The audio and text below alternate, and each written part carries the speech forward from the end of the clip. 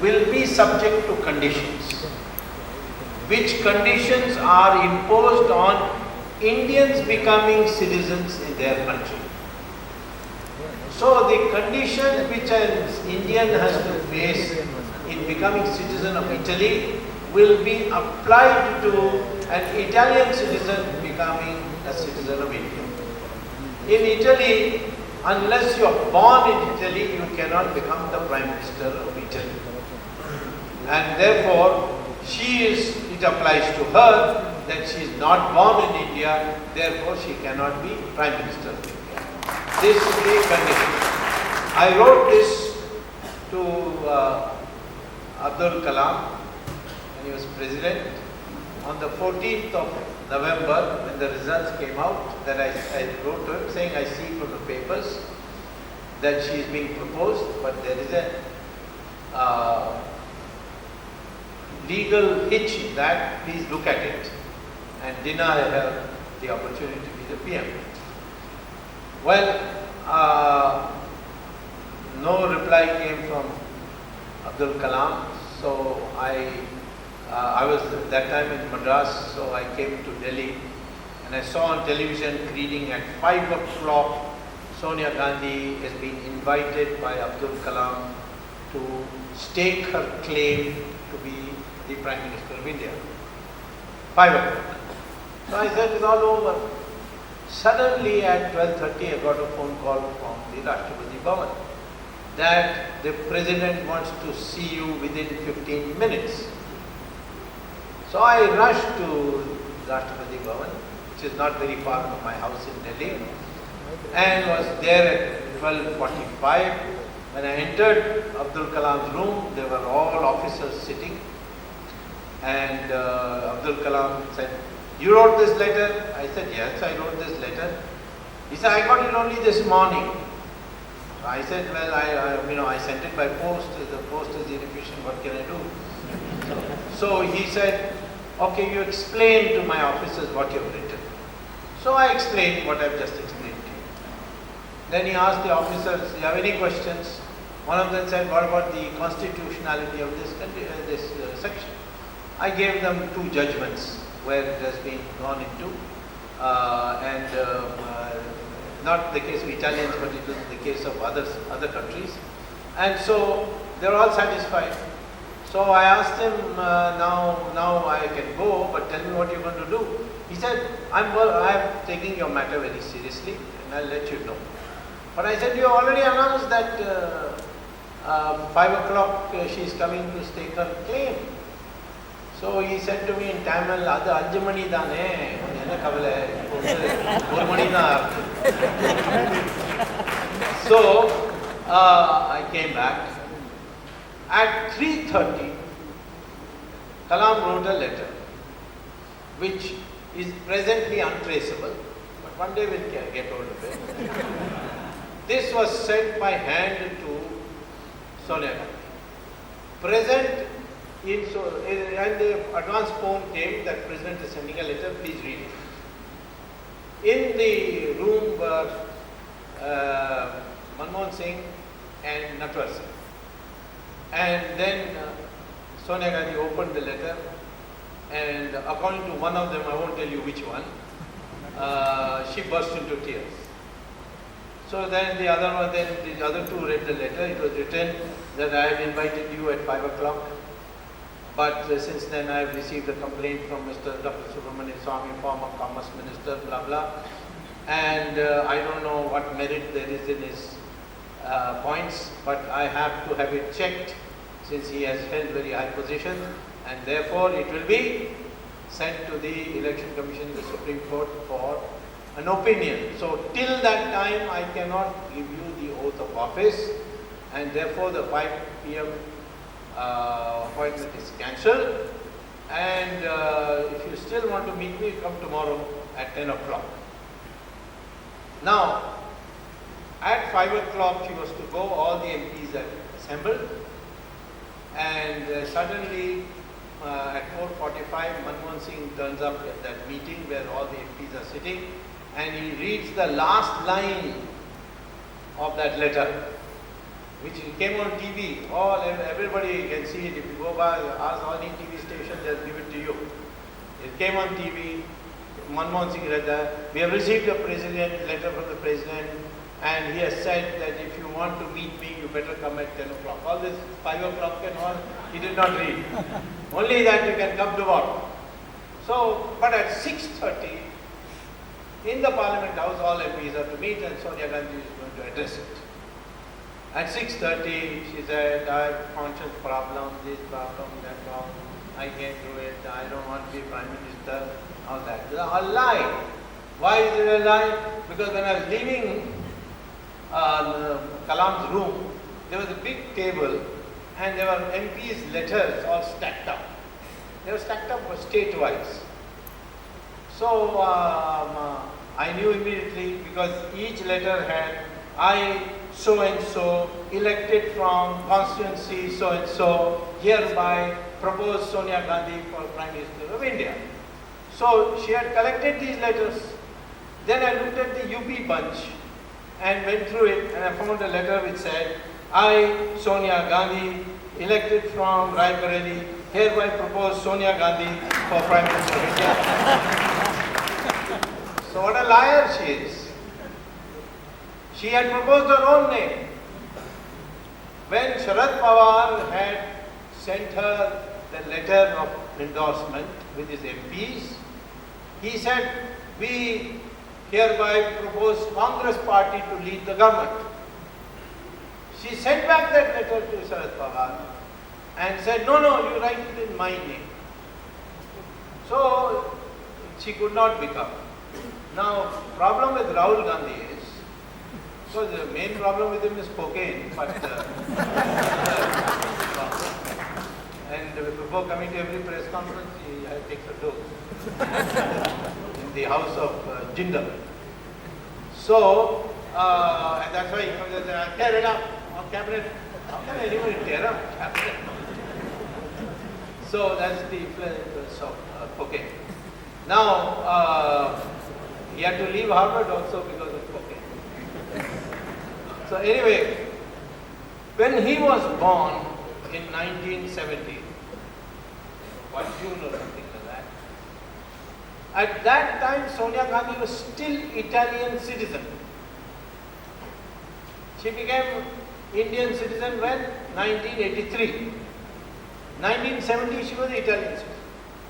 Italian law is that wherever a person is born of an Italian mother, you are automatically an Italian citizen.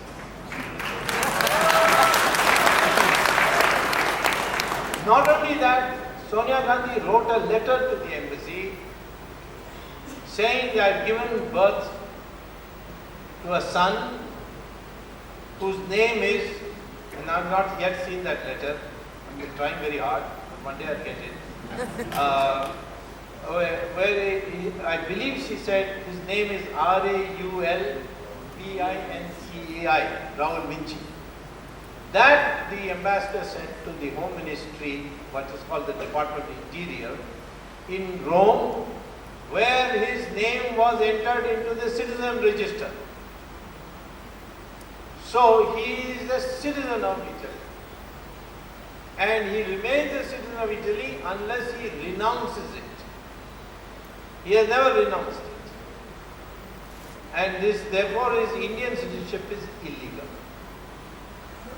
So if I can get authentic proof of that register in the Department of Internal Affairs in Rome, I put 2 of my ex-Harvard students on the job.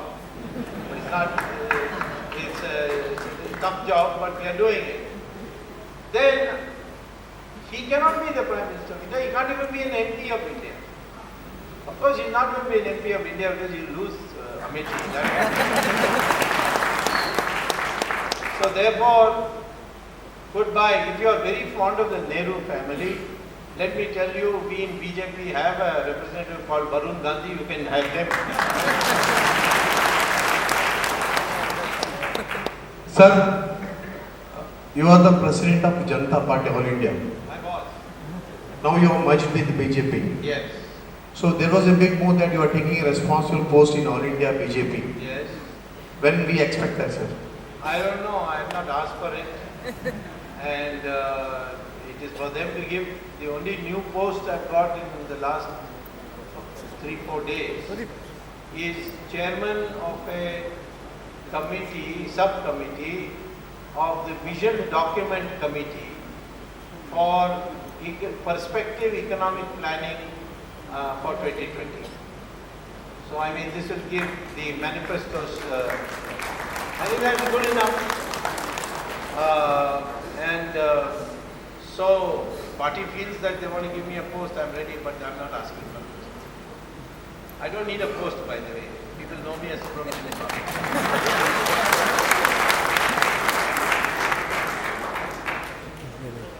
Harshit Shetty from Bangalore. Sir, BJP is traditionally a party which promotes Swadeshi and nationalism. And in the current scenario, I think globalization and foreign investment is more important. So is there a conflict between the two? There's no conflict, because when we say Swadeshi, we mean self-reliance.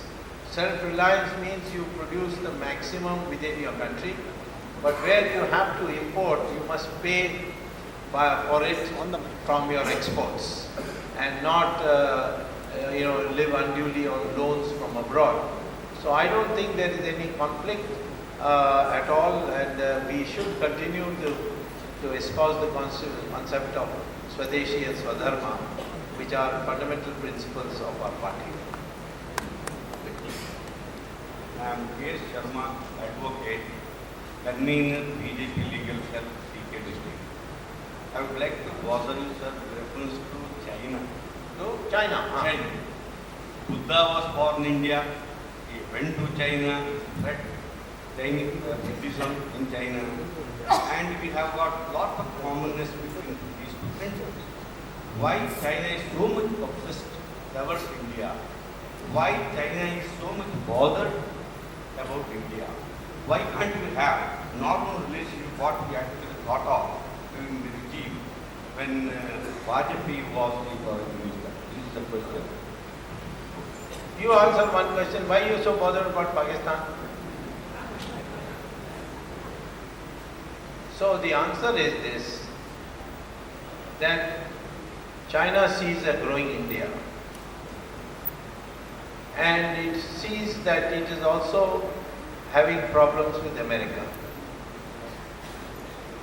So they want some assurance, not verbal assurance, concrete assurance, that we will not team up with America to finish China. We have to decide whether to give it or not. In 1977, when the Janata government came to power, Morarji Desai called me and said, "You are a China expert, you speak Chinese. So can you tell me whether they are going to continue to insist that all the territory is theirs, they won't even accept it as disputed, they are not ready to discuss. Anyway, they can change their mind."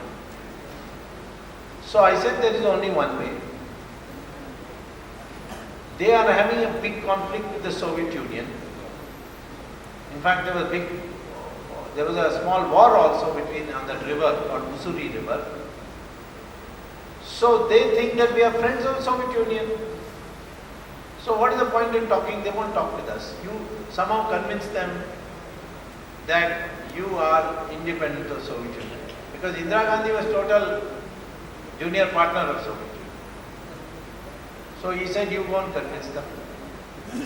So I said, I will go and tell them that if they have a war with Soviet Union, India will be neutral. India will not allow Soviet troops to go to Tibet via India. Can I say that? He said, yes, you can say. So I said, then give me a letter saying that I am your representative. He gave me a letter. I went to China, explained that there is a new government. We are not slaves of the past. We are not stooges of the Soviet Union. We are an independent country. We would like you to accept that we have a dispute, not claim all this territory is yours. And we want to discuss and settle this problem. And this assurance we are ready to give you. The Chinese were so happy that their leader Deng Xiaoping came to Nepal and made an announcement that there is a new government in India, and we look forward to meeting Mr. Morarji Desai. So that's how the thaw took place and talk started. Today we have reached a new situation. There is no Soviet Union. So the Chinese problem is Taiwan, these places where there is Singapore, Japan. These are all pro-American countries. So they want to know whether we are going to be with them or with them. Now we have to make up our mind. I don't know whether you people want to be with America or you want to be with China. With China not mean bye-bye. Huh? You must be very clear. There is no bye-bye. It's only if you start bye-bye, then you will end up with bye-bye. You see. So we have to be strong. Where China knows that if they misbehave, we will attack them. We will retaliate. That time you can bring about a change. And we need to bring about that change. Because if you want to finish off Pakistan, you have to neutralize China. And for that purpose, I think we should make that effort. Dr. Vijay, I'm a surgeon. I've got three big small questions. The first one is whether it be the 2G scan or whether it be even on yesterday's Times Now show, I saw that what you took was a very legal position. Yes. Now, your father was a brilliant statistician. You are a trained economist. I have read your entire biography on the Caravan magazine. You are not a trained lawyer, but the points which you articulate are something which is beyond most of the lawyers which we commonly come across. So my question is, where did you get this legal acumen? First. The second question is, you are able to multitask, which many of us in this generation are finding it difficult. Like whether it be the 2G scan, simultaneously you are targeting Sethu Samudram project, petitioning the Supreme Court. You come up with some views on Islamic banking which nobody has thought of. I want to know how you are able to do that. The third thing is, I want you to educate the audience very quickly on Islamic banking, which has now emerged in the non-banking financial corporation sector, and what is its implications for us. Thank you.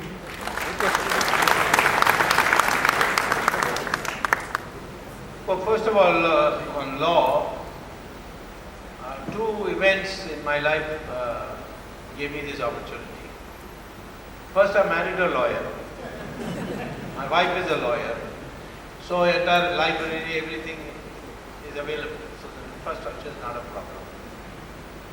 Second thing is that I found that many politicians who didn't like me were using lawyers to file defamation cases against me. And that meant going to court, hiring lawyers, that costs money. And it began with Mr. Ram Jethmalani, who did it for, I think, Ramakrishna Intech. And so he filed 4 defamation cases against me, and it was quite painful. So I learned the law. I say I'm a professor, so learning is not a difficult task. And I started, like you learn swimming by jumping into the pool. I went to the court and started arguing. In the beginning, the judge tried to correct me and tell me, judges also feel sympathetic to a petitioner person. So I learned in the process. I won all the 4 defamation cases. And now nobody dares to file defamation cases against me. Because when somebody files a defamation case against you, he has to come first on the box. And you cross-examine him. And the real defamation starts then when you start cross-examining and bringing it out. So, then what happened is the question that created interest in me. And then I began to see people, there was this land problem which Mr. Hegde had, on which I filed a case and he had to resign. Like that I started picking topics, it's just started coming. But of course, at 4 a.m. in the morning I do Saraswati Puja, maybe that is why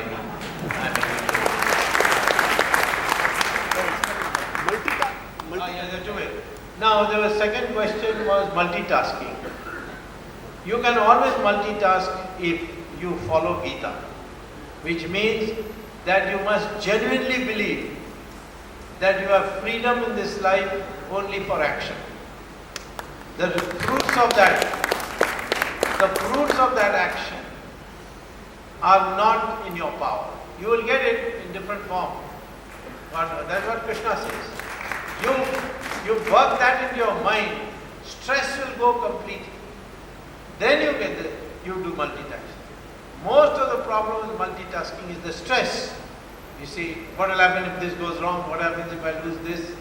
That has to go out of your mind. Then your brain can accommodate a lot of subjects. It's not a problem at all. On the question of Islamic Bank, under the law which was laid out when I filed that petition, the Reserve Bank Act, Reserve Bank of India Act, RBI Act, does not permit Islamic Bank because it imposes two kinds of conditions. One, no interest. Charging interest is compulsory. And it's a fraud actually because they don't charge interest. But if you want to take a loan to buy a house, they will not give you the loan. They will say, tell me which house you want to buy. And bank will buy the house and put a surcharge and give it to you. So it is an indirect way of collecting interest. So it is a complete fraud. There is no bank can exist without charging interest, so they charge it this indirect way. Under our Reserve Bank laws, banks cannot buy property. So it's illegal. But there is no bar on non-bank financial institutions. And that's what they are trying to come. But that will never work. Because Islamic banking means zero interest. So how can you have a non-bank financial institution without charging interest? So you can't come with that. So there is no scope for it to come. It will come all over the world, but it will not come in India. Why I am against it is that if you have an Islamic bank and a Hindu goes and applies, the bank manager will say, no, you don't satisfy this condition, this condition, this condition. Then he will privately come and tell you, see, if you become a Muslim, then these conditions will go away.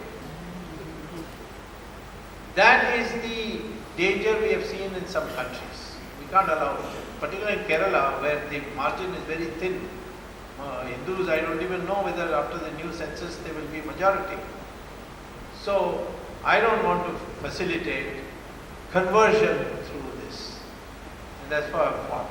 Secondly, Islamic Bank bans giving loan to beauty parlor because it is against Sharia. You cannot give loan to a butcher shop which does jhatka meat. It has to be halal meat. So the Sharia concepts are built in, which is against Article 27 of our Indian Constitution. So there is no chance of Islamic Bank coming to India. If you can come across any, let me know. I will go to court.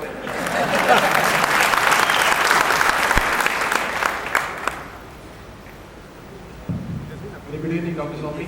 I'm Harshvardhan, an advocate from Bangalore. We are great followers of yours, sir, and we pray and wish to God that He gives us the strength that we can do a minuscule service of what you have done in your long-spanning career.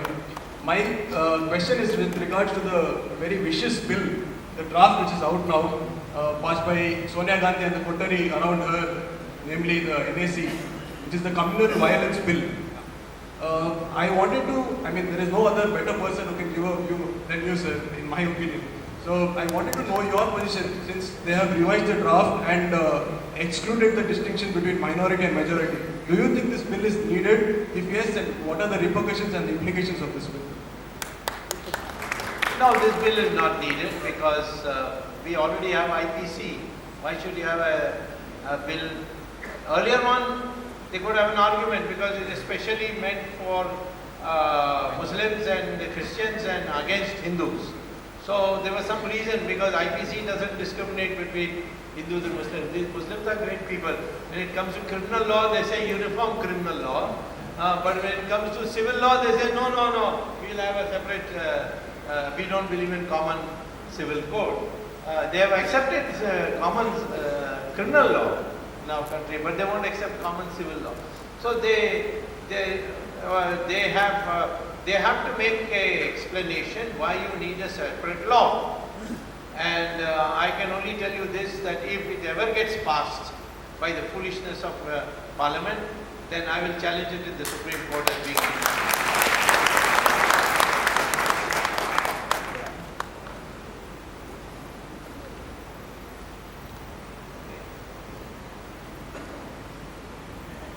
Sir, myself Shashidhar, and my question to you is, as you told in your speech, black money is investing in stock market, so the fluctuation is being taking place in price rupee value. But how come Raghuram Rajan controlled all these things, and don't you think he is influenced by son-in-law and son of the Chidambaram? And even he mentioned that Gujarat is one of the least developed state in India. Don't you think he is influenced by these people? I want your opinion regarding him. regarding whom? Raghuram Rajan, sir. Raghuram Rajan is unfit to be in India. He should be sent back. The man has ruined our investment climate. All his monetary policy has failed. Inflation continues to accelerate. I think the best thing to do is give him a ticket and send him back. Otherwise, I may have to go to court and say that he is really a foreigner, because he may have an Indian passport, but he is not ordinarily resident in India. And therefore, to be a governor of Reserve Bank, you have to be not only an Indian, but you have to be ordinarily resident in India. If you have an Indian passport, Indian citizenship, you cannot be a voter unless you are ordinarily resident in India. The same way you cannot be. And today, although on technical point, my case has not been accepted today in Delhi High Court, but the High Court in this judgment has made clear that all the points I've raised about the editor being a citizen of India is valid, and the Parliament should pass a law on that. The same way, the same argument I'll use and send him back home. He belongs to this laissez-faire community of economists, and India cannot have laissez-faire, it must have regulated market economy, and therefore the best thing that he can do is leave before we throw him out. Yes, sir. Myself, Santosh Malkavur, I am research scholar Guratkar. Sir, I would like to, my question is about media. You see a lot of campaign against Modi and good governance, what he has done. But most of the educated lot as us know the truth. But majority of the voting population resides in villages. So how do you communicate to the village people having more amount of voting population? That's not true. You see, Indian villages are very sharp. In 1977, the same question was raised. What do people in villages know about democracy? Why will they vote against Indira Gandhi? She's giving so many goodies. They will not do that. And what we found, villagers voted in full strength against her and defeated Indira Gandhi in Raebareli, whereas this educated South, including Mangalore, voted for the Congress party and an emergency. So don't underestimate our villagers. They are getting the message, and the public meetings that Modi is arranging, people from villages are coming in their tractors and so on and attending meetings. Sir, I'm Akshata from Mangalore, Vajpayee. I'm Akshata from Mangalore. I'm working in EHG group Mangalore itself. And my question is, in our constituency, can we bring the change to directly elect the Prime Minister like in America? Actually, we need it now. That is my first question. And second question is, after your fight against 2G's scam and Setu Samudram project and all, you have got any security problem from our Prime Minister or UPA people and all? Thank you, sir. Well, I'll tell you, this election, even if they put a donkey in the constituency with a BJP ticket, you vote for Narendra Modi, it is equivalent to a presidential election then. Okay, because Modi will discipline everybody. I know how he has disciplined MLAs in Gujarat. So secondly, you asked about whether I am having a security problem. Well, I am a bigger threat to them than they are to me. See, we cannot worry too much about threats. If you are a religious person, you know that there is kavach provided by the devtas when you are doing something for the country. So, yes, I do take a lot of precautions. I have friends all over the world who take interest, and some of my enemies are scared of some of my friends. So, therefore, I've taken the maximum possible security precaution possible, and I don't think I should worry about it. We should go on doing our work, and ultimately, the divine will protect you.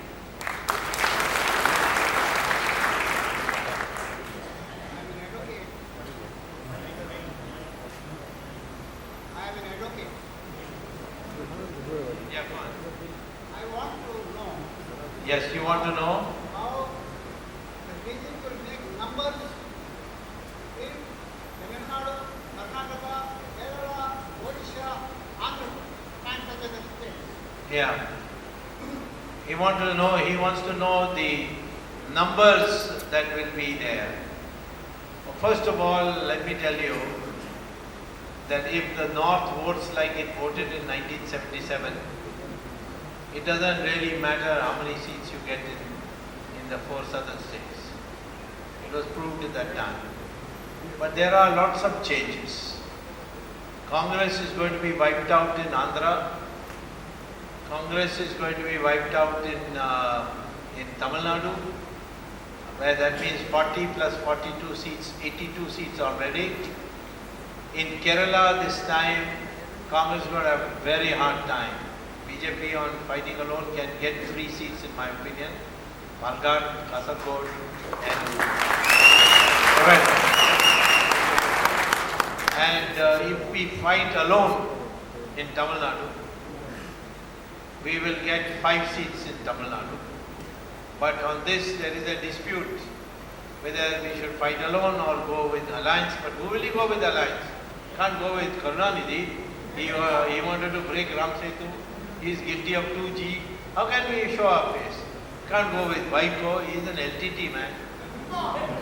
And we can't go with Patali Makkal Kachi because they are party of criminals.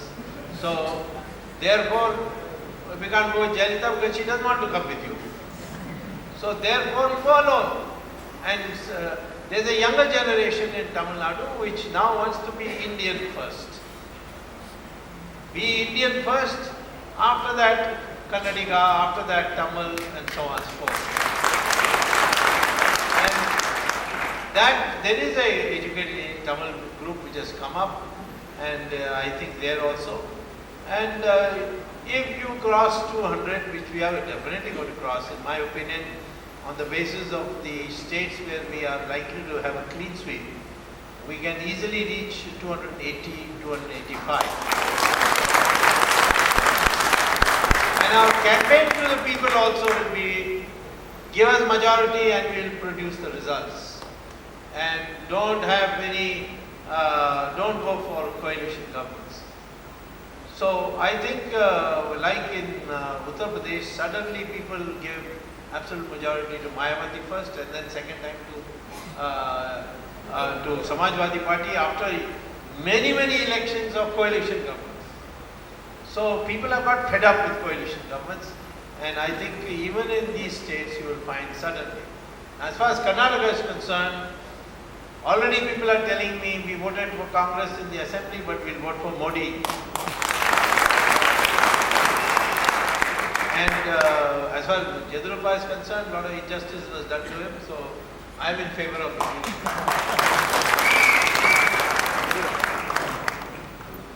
Hello.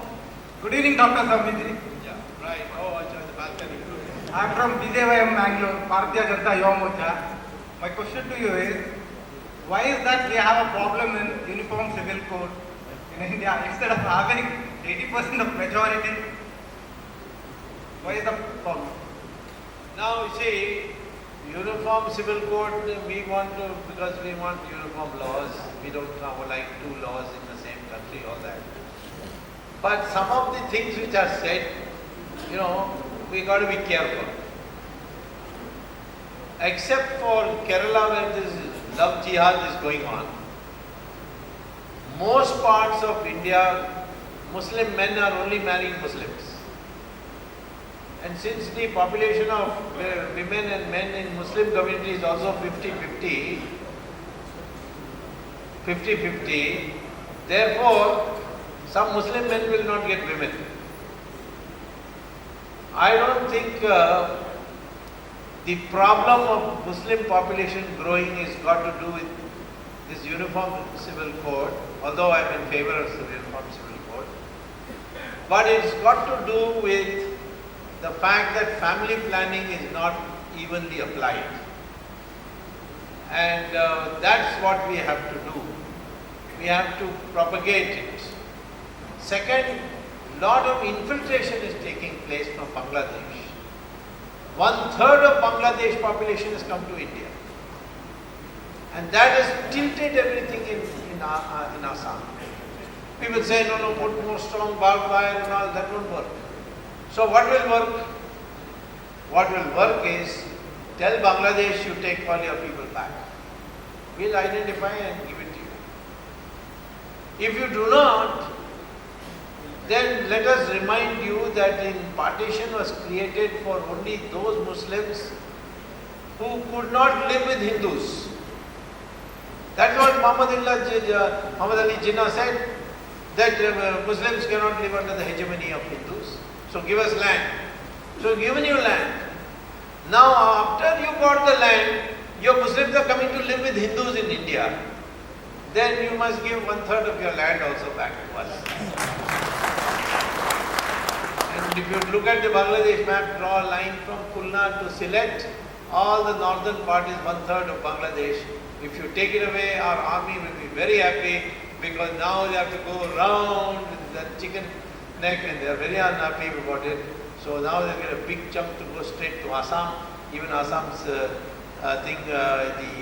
security will be greatly improved. So you've got to take some kind of tough action on that. The problem with Islam is not its population growth. The problem with Islam is where they are in majority, Hindus cannot get justice. Kashmir, Malappuram, wherever you see Muslims in majority, Hindus are suffering. Therefore, we have to see that Muslims are in majority nowhere in any district of India. The last two questions on the Hello sir, I'm Dr. Bharat Shetty from Bangalore. So my question is, what's your take on Netaji Subhash Chandra Bose's disappearance? Netaji Subhash Chandra Bose did not die in Taiwan. Now, what I'm going to tell you, don't ask me proof, because I know there is proof, but I'll have to come to government and last time, by the time I tried to get the records from Chandrasekhar's office, the government fell, so I could not get it. But I know this to be true, that Netaji created a myth that he was killed in Taiwan, in Taipei. Now there's Americans who captured Taipei say that there's no record of any aeroplane crash. They've given it in writing. The Japanese tried to give a cover to Subhash Bose by announcing his death. What Subhash Bose did was he flew from Saigon to Manchuria, which is part of China now and was before, but in the World War II the Russians had captured it. So he saw that Germany is gone, Japan is gone, so he thought he might get support in Russia. So he went to Russia and he crossed from Manchuria into Soviet Union. Stalin got the news, he got him arrested, and then Stalin communicated this to Jawaharlal Nehru. And later on, Stalin hanged Mr. Subhash Chandra Bose in 1953. This is my information. Now I am not in a position to supply you proof, but I am convinced of this story. This will come out, and why I believe that must be some truth in this is when the courts, where the Delhi High Court was given order to give files which are 13 files. There are 13 files which are never seen by anyone except the Prime Minister of India. And these files cannot, the court was told that if we give these files, it will spoil our relation with a friendly country. Now, I don't know which friendly country they are talking about. I suppose it's the Soviet in Russia. But now we have a new Russia. Maybe the Russians might also agree to share this data. But Subhash Chandra Bose's death mystery has to be solved someday, and I hope we can do it in the next one. Good evening, sir. Good evening. Last question. I am Dr. Shivakumar, Yes. Professor. Sir, right, the BJP government comes. Can we expect one nation, one law? Can we expect one nation, one law? Of course, you must expect that. We have to fight for that. Article 370 must be removed. We must see that India becomes one nation, one law, and it becomes united. And it has to be done nicely. We are not going to force anything down anybody's throat, but it should be done nicely. But our game is that we should become one nation, one people, and not worry about all these divisions of language, religion, etc., etc., to recognize the great tradition of India, the culture of India, the heritage of India. That we have to do, and we are certainly committed to that. Good evening, Dr. Sami. I am Gururaj. Excuse me, please. He's asking. I am Gururaj. I am an engineer from Sirsi. I have two small questions for you. I remember that you had clearly judged Arvind Kejriwal and his team as Naxalites and communists during long back itself when they were part of the India Against Corruption movement, and the whole nation was backing with him.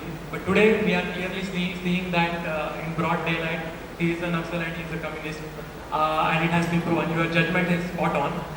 But I was a bit worried with the Delhi result, seeing the Aam Aadmi Party's performance there.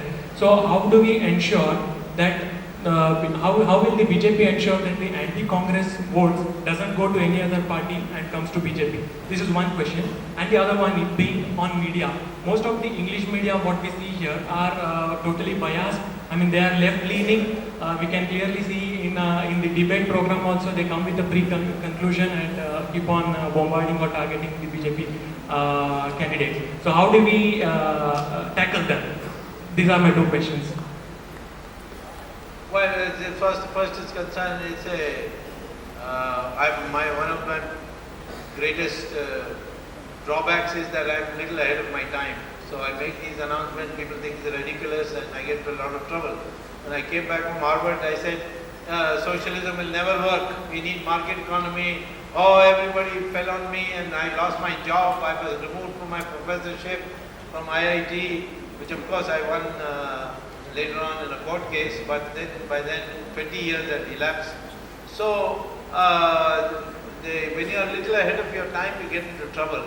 Galileo said that the sun doesn't go around the earth, it's the earth which goes around the sun, and he had to suffer imprisonment and God knows what. So that's a problem. But today I think the people are convinced that this man is a fraud. And I don't think that he has any future at all. You don't worry about him. Now, if you want, we can send him to Bangalore, you take care of him there. Now on your second question. Alright, you decide when you draw the line. There was a second question you asked about media. Why you worry about media? You come to power tomorrow, they will be your servants also.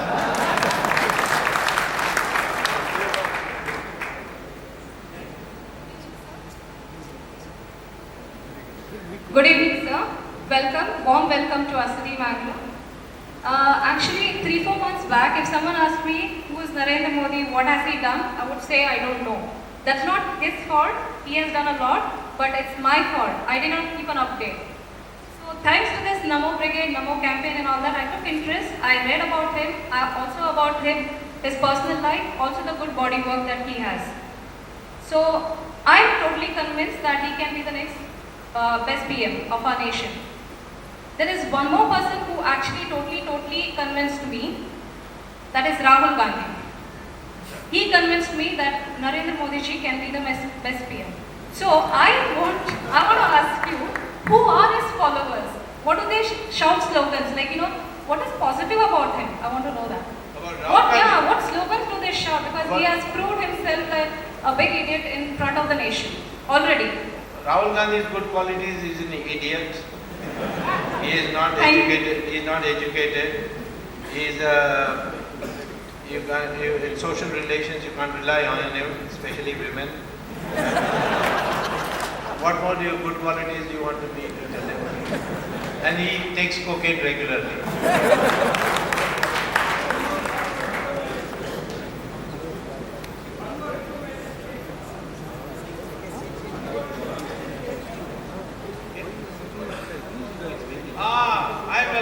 He sent me one day a notice when I informed that he had done fraud, on which he will go to jail, by the way.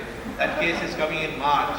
National Herald case, which is in deep trouble. That there, his signature is there, his mother's signature is also there. So he sent me a notice. So the TV cameras all came. Rahul Gandhi sent you a notice. So I said, tell that idiot not to waste paper. Go straight to the court, I'll meet him there and teach him some law. I never heard after that. After the notice, no, nothing.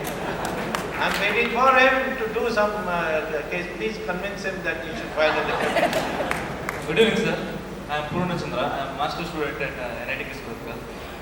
I used to follow the 2G case very closely and I was very disappointed when Chidambaram got away. Is this the end of it? And you won't be permanently disappointed, I can tell you that.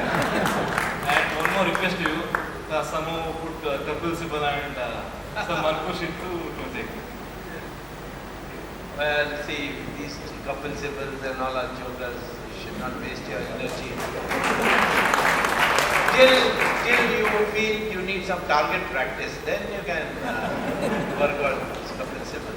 But the real mischievous people are Sonia Gandhi and P. Chidambaram. And they have to be sent to jail without doubt. They have done so much damage to our economy, to our national security, that they have to be punished. Good evening, Swami sir. My name is Naresh. Couple of weeks back, I read an article about you stating that Sri Lankan government has sent you a letter stating that Lord Sri Ram is their Aradhya Daiva and 80% of Sri Lankans are Buddhist, but still they believe Lord Sri Ram is their Aradhya Daiva. But why is that vice versa in the case of Indians? Could you please elaborate on the letter which you received?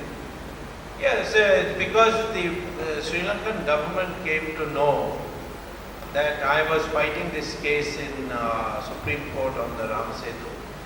So they sent me a copy of a report prepared and submitted to the Government of India, which the Government of India has not replied, some 2-3 years ago, on the environmental disaster that the Setu Samudram project will produce in the Gulf of Mannar and the Pak Strait. So they sent me this report, and the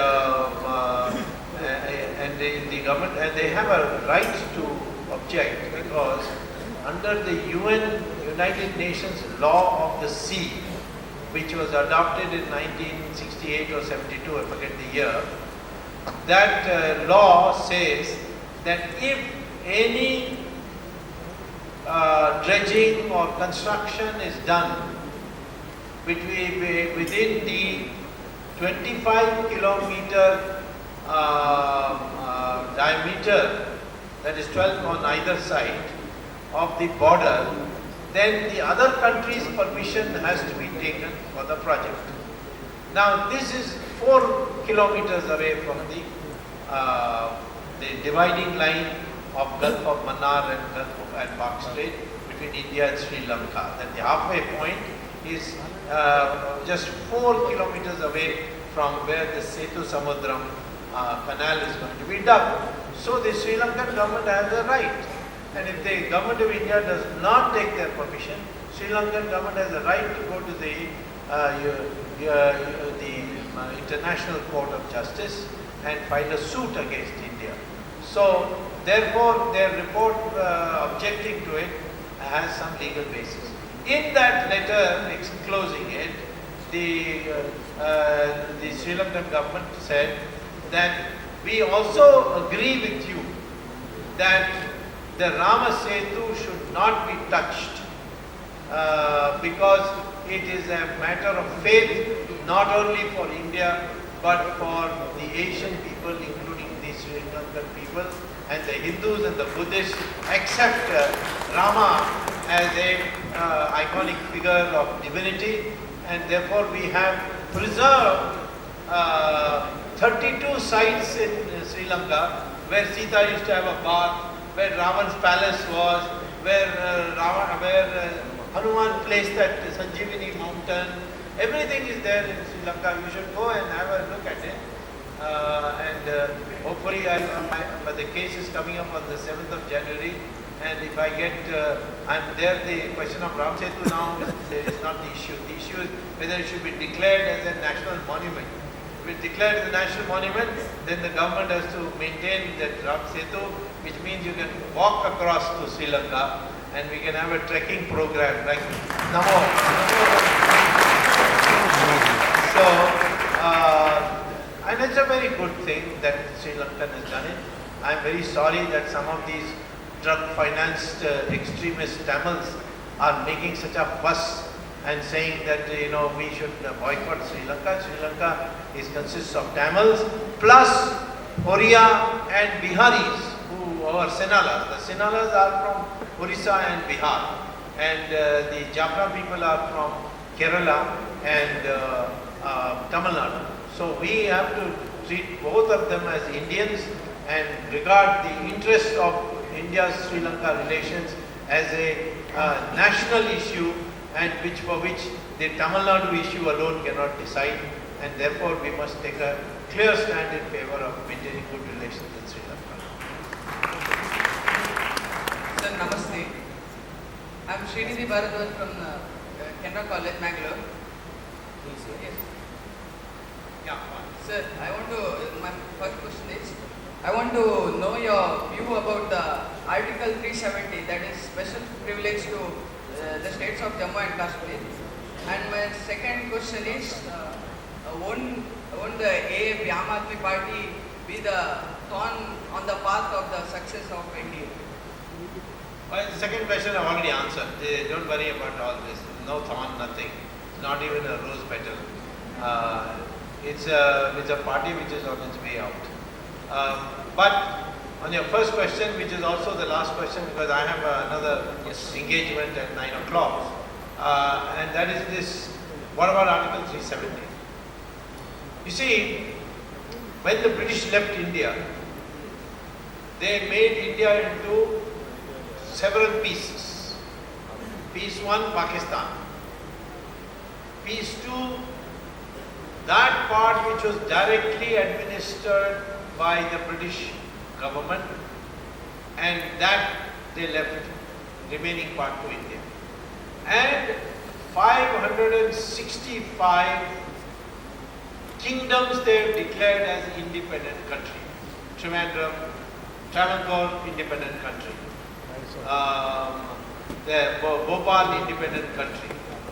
Like that, in Cochin, independent country. 565 independent countries.